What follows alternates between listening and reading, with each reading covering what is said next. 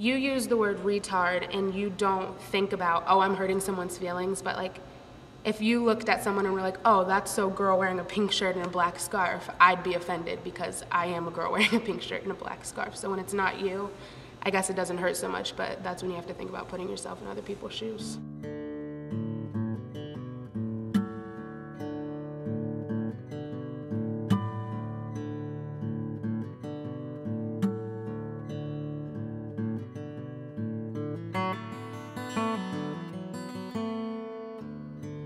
I think over time it's evolved into a negative word. I don't think it started as, it didn't start with malicious intent. I remember my teacher in 6th grade making a slur to somebody about, you know, like just even in the classroom, it was just something that people said that was very commonplace. How was it for you when you were little? Oh, God. Was it tough? Yeah.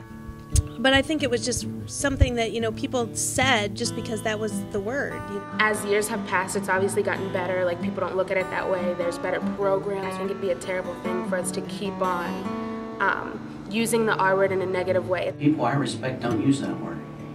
And students who use it, they lose a little respect. Especially after you tell them, you know, what's going on and how hurtful it is. I think it just goes with education and intelligence. Most people just use the word retard because they're not smart enough to think of another word to use.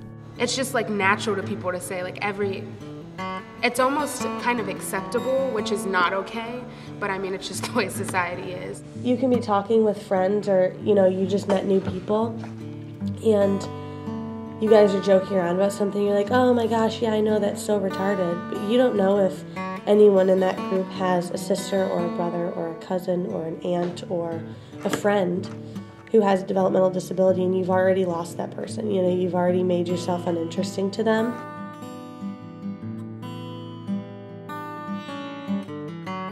One day, you're going to have children.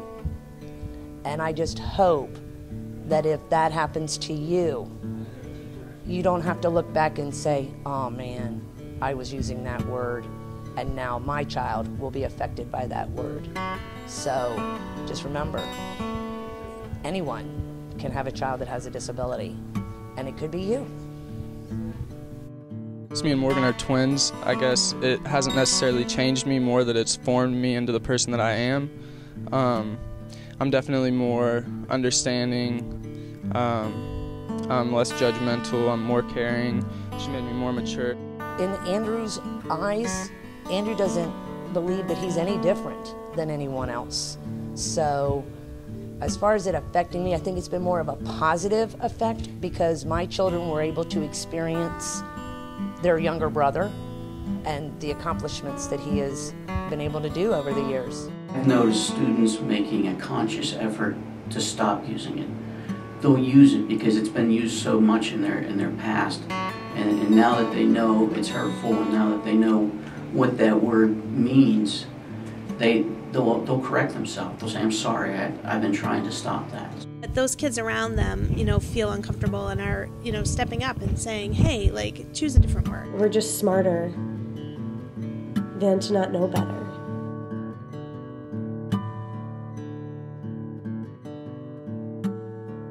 I pledged because I know what it feels like to have someone look at you and treat you like you're lesser or a specific way because of that, and I'm going to make sure I don't do that to other people. I pledge because I respect all people. I pledge because the students in the MD class have helped me shape what I want to do in the future and has helped spread the awareness of the R word. I pledge because it's disrespectful to use that word, and it's disrespectful to human beings, and we respect all human beings. I pledge because my students have proven to me that they deserve much more respect than they're given. I pledge because I love my son, and I think it's wrong that people use that word. We're more than a word. I pledge because I love my sister, and disabled or not, we should all be treated equally.